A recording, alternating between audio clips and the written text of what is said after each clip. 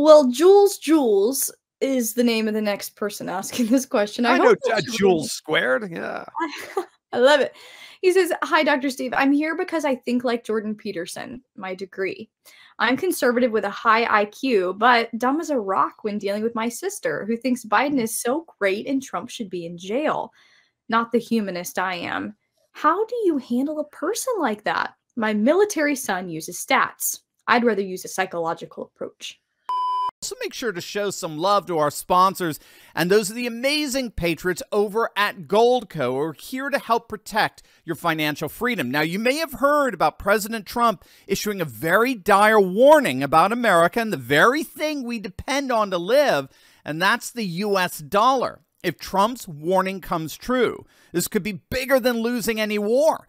But if Trump's prediction is right, and he's been right about a lot of things, and we lose our status as the world's reserve currency, I mean, imagine how this could impact your retirement savings and your quality of life. So that's why you should take Trump's warning seriously by clicking on that link below right now, or go to turleywarning.com, because there you'll see what thousands of Americans are doing to help protect their savings before it's too late. Plus, when you click on that link below right now, you'll even see how to get up to $10,000 in free silver to protect your savings. But don't wait. We may not have long if Trump's prophecy comes true. So hurry up and click on that link below, or go to turleywarning.com right now.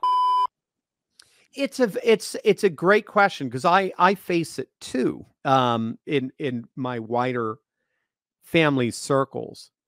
At a by God's grace, at a much more limited level than I did in 2016, because a lot of them have come around. They've seen it.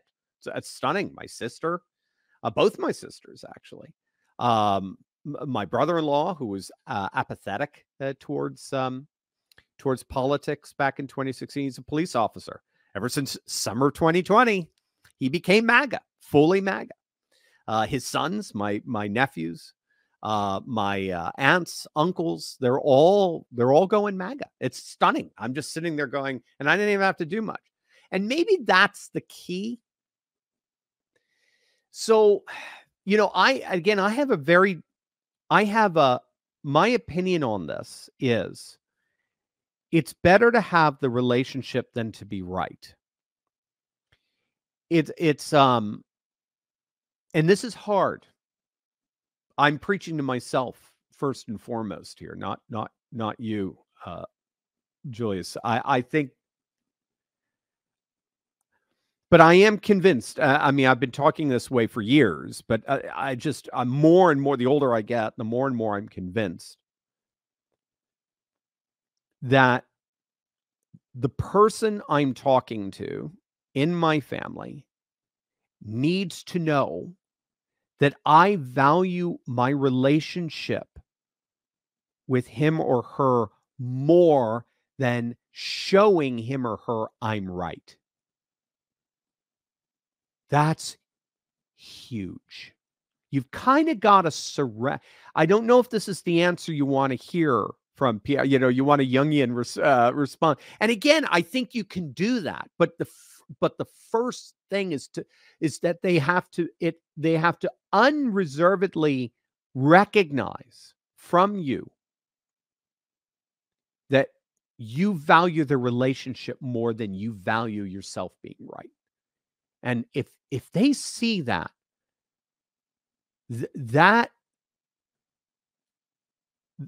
really de-escalates the tension like nothing else, because they see an honest to God heart of love towards them. They see that. Now, they may be really cruel and mean and see that as weakness or what have you. Fine. That's what it just magnifies the love all the more. That's the beauty of love. The more you spin on it, the more you magnify it. So I would start there. And then when they and what does that mean? That means that you listen to them and you show that you're listening to them, and then you repeat their arguments in your own words to show that you're thinking about what they say. And if they go, yeah, that's what I mean, and you kind of go, yeah, I maybe have to think about that a little bit. You're making a pretty good point, even if they're not. Right? Remember when you're playing with kids, when you're an adult and you're playing checkers with kids, what do you often do with them? You let them what? You let them win. Why? Because you freaking love them. That's why. You want them to be happy. You want them to enjoy being in your presence. You want to bless them. Family members they're not convinced by us battering them with logical arguments and superiority. It's not hard. Obviously, wokeness has given up logic. You know that. It's not hard. If you don't know what a woman is, how are you going to know the difference between A and non-A? They can't even practice basic logic. So you have to really dive deep into relationship. And you have to show them, and you have to be strategic. This, say it's Christmas coming, or this Easter, I'm going to let her win every argument. I'm going to let her win every chess game. She's going to win. I'm going to be like, that's a good point. I got to think about that. And maybe people today, are you serious? Well, maybe so. Maybe you've got a point there.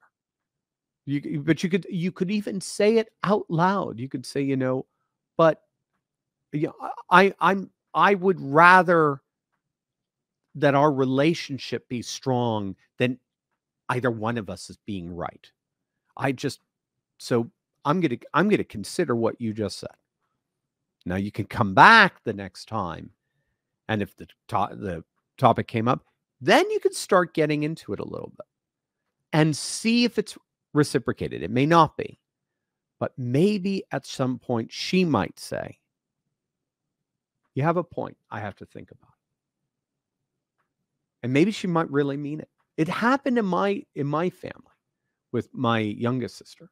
She was radical lib.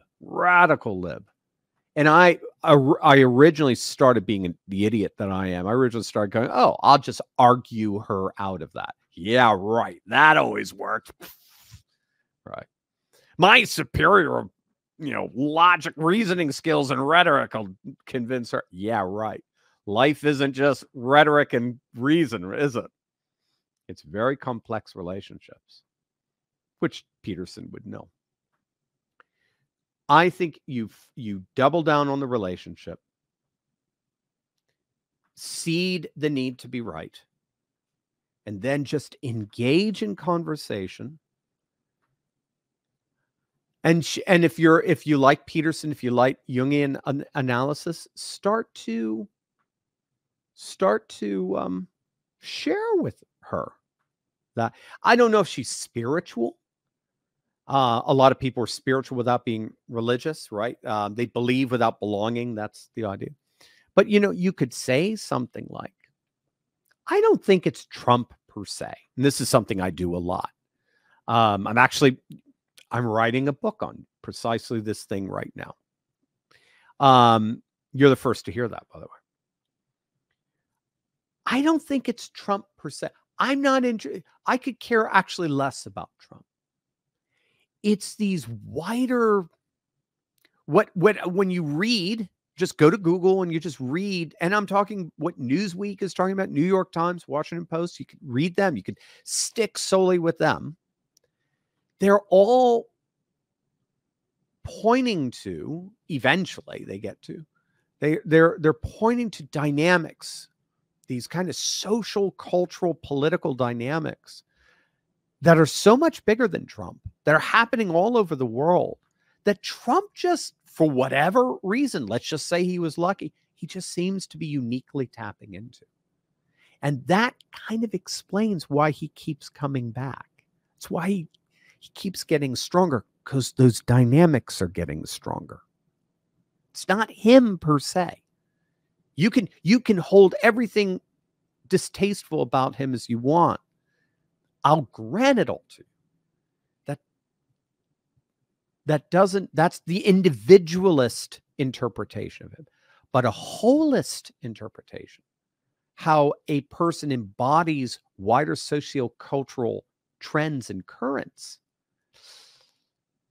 a lot of scholars are admitting he is standing at the apex of these currents that are leading us from kind of very secular, globalist age, liberal age, I would say, to much more of a postmodern and much more nationalist, civilizationalist age. And he's standing right there. Now you might say, well, I don't like that. I don't want that age. Okay, cool. No problem. No problem at all. You have every right not to like that.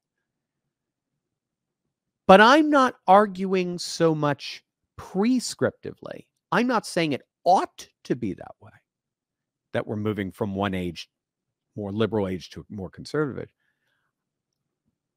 But the New York Times, Washington Post, Newsweek, they seem to be arguing descriptively. They don't like it either.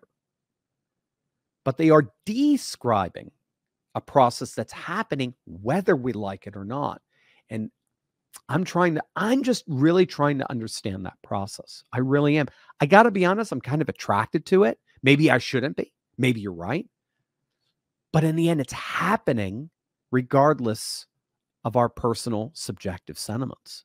And I'm just trying to understand that better. And I'm trying to understand how the strength of those currents is comparably strengthening Trump as he embodies those currents. I hope you enjoyed that clip of my Monday night Insiders Club live stream. Join us live next week by clicking on the link in the description below and joining the coalition of patriots worldwide building a parallel economy to return to our roots of faith, family, and freedom. Click below right now.